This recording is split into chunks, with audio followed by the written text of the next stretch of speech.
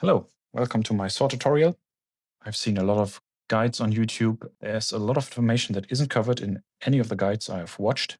So for everyone who hasn't given up hope on playing swords or who just wants to improve, I did some testing.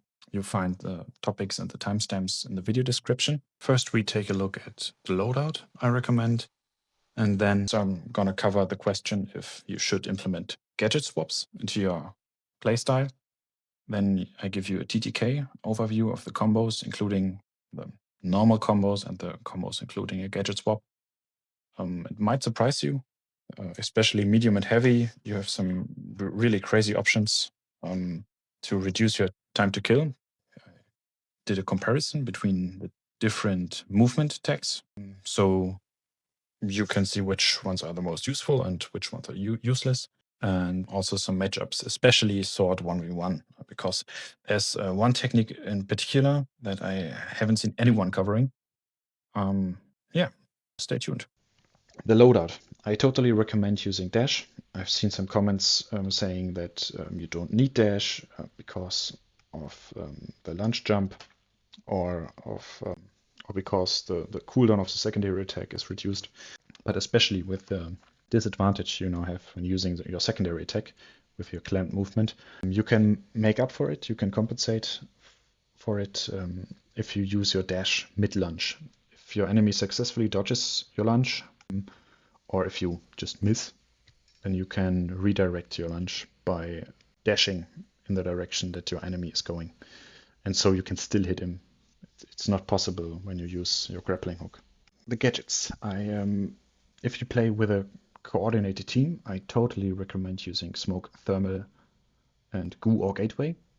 I've been using this for the last 2 seasons and it's really good. Also, Epi, FKA, Mantmaster was using this and he's the #1 sword player. I've linked him down below. Go watch his streams if you want to see what sword gameplay on the highest level looks like. Yeah, Smoke, you can smoke steal. I recommend standing on top of the cash out or as far away as possible. Staying on top of a cash out makes you continue the steal even if it gets dematted. A combination of Goo and Smoke also gets you 2 get out of jail free cards. If you get shotted at the distance that you can't engage, you can throw your Goo grenade and then directly a smoke grenade. Most of the time people are afraid to engage you because if you have thermal and smoke, they can't see you, and if you peek over the Goo, you know exactly where they are. You can prepare your secondary attack, and you can just play around the Goo and the smoke. Also, if you play sword good enough, people are going to try to counter you, and one counter is the flamethrower. If you use smoke, the flamethrower does significantly less damage. So it really turns the unfavorable matchup for you into a 50-50 situation. And if your movement is good enough, you can even confidently engage a lonely flamethrower. If you play with randoms, using smoke can really hurt their playstyle because they can't see anything. So if you play solo queue, I would recommend the same loadout that Might Be Good is using for his solo queue Road to Ruby series, which would be Goo, Gateway, plus Invis or Healing Gun. This way you can really blend in any team composition and be beneficial for them. So, should you implement gadget swaps? The short answer is yes.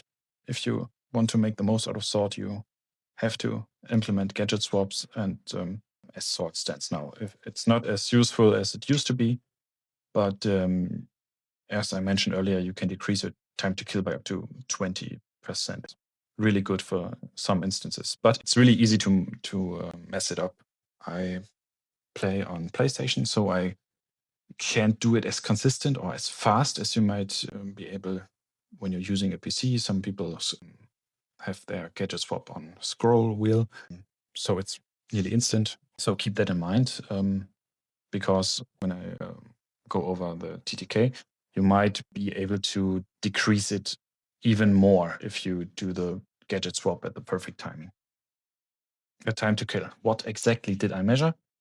I looked at the first frame where the hit marker appeared.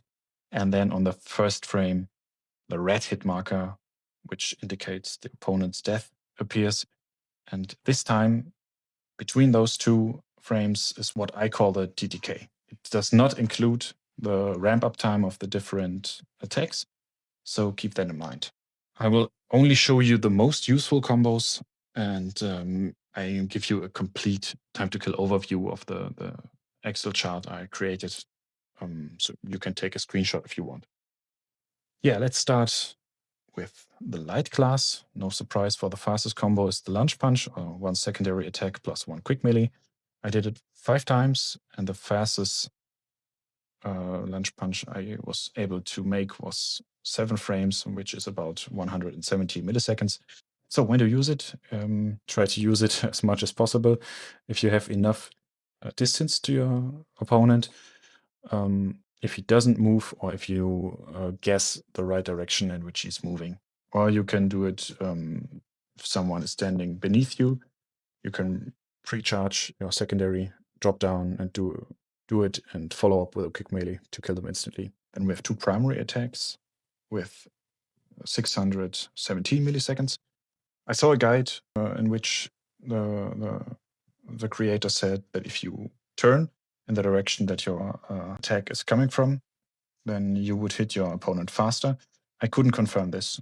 Unfortunately, this does not work anymore, so turning your character does not improve your TTK at all when you have the secondary plus 1 primary attack. This one is between 700 and 900 milliseconds, depending on if you hit the secondary attack at the beginning or at the end of the animation. It's better if you hit him at the end of your animation and then follow up with a primary right away. This one is also really fast, so you can use this one if you miss your quick melee or if the enemy is out of range for the quick melee. I can't recommend Gadget swap at all against lights. I found no way this could be beneficial in any form. I tried to Gadget swap between the 2 primary attacks, but this one increased the TTK by 200 milliseconds. Medium. So this one is more interesting because you can really benefit from the Gadget swap. One of your most common used combos will be 2 secondary attacks plus 1 quick melee with a minimum TTK of 1.65 seconds. This one is not about the shortest TTK, but about keeping your momentum. The actual fastest TTK combo between your medium is primary quick melee, Gadget swap, primary quick melee with 967 milliseconds. The Gadget swap is what makes it so powerful because you are 24% faster than without the Gadget swap. And this is about 21% faster than your next option without a Gadget swap, which would be 3 primary attacks and a TTK of 1270 milliseconds. Yeah, use this combo if medium is stealing or walking right in front of you, for example. If you are confident enough to combine it with a slide, for example, so you at least have some movement, you can also use it against a medium who is facing you. But really, it's risky. It's risky because you can mess it up, or you're just standing right in front of him and you don't have enough movement. Against the heavy, you also need a Gadget swap to reach the fastest TTK, which is around 1683 milliseconds, which is 1 secondary plus quick melee, Gadget swap, primary, quick melee, Gadget swap, primary. This is 28% faster than this combo without the use of Gadget swap. The second fastest option is 4 primary attacks. Use this with your dash, or if he isn't paying attention or is stealing a cash out. Your most used combo against a full HP heavy will be 3 secondary attacks. This is also to keep your momentum, and it's not about the lowest TTK.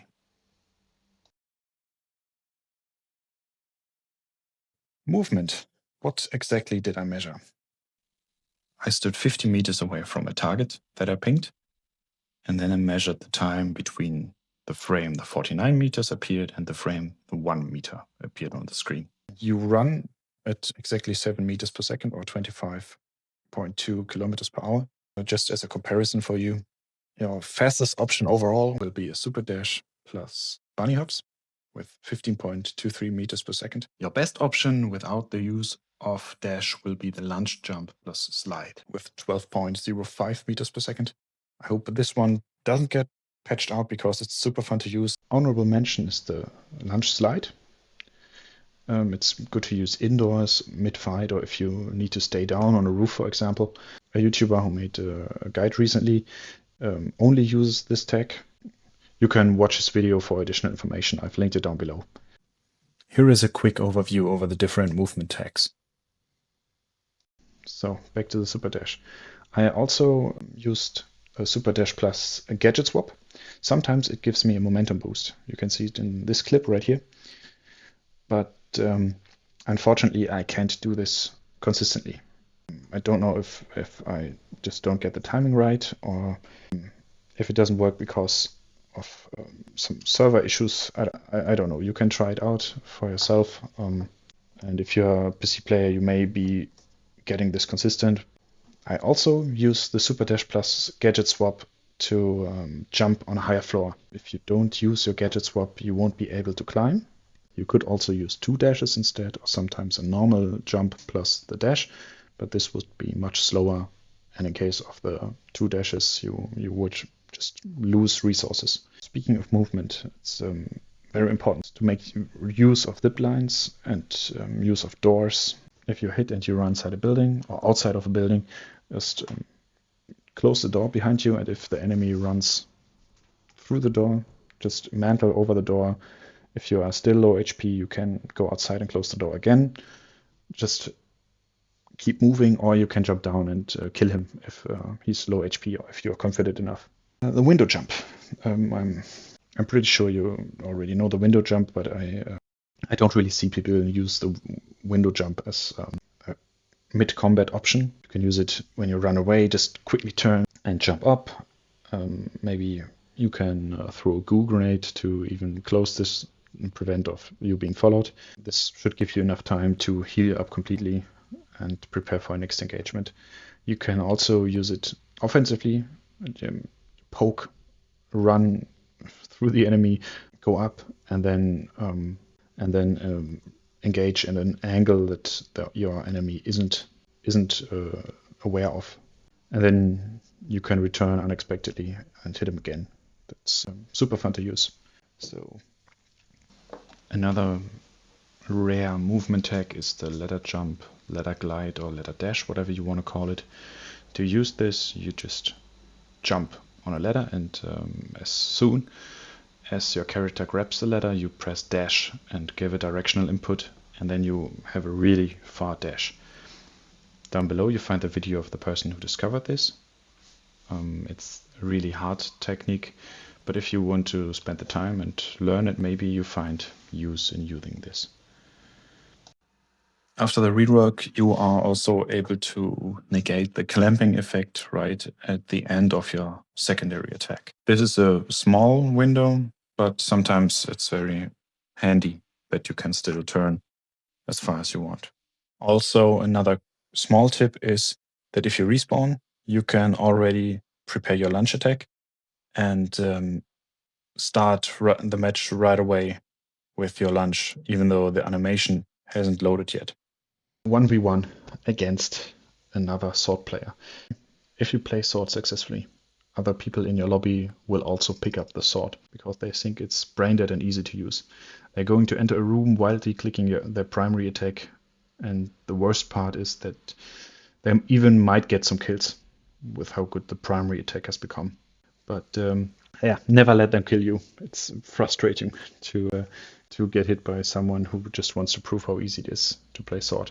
So if you get hit and he's full HP, retreat and show your superiority by engaging him at your own conditions. Here are some ways to dodge the enemy sword attacks. Don't underestimate crouching.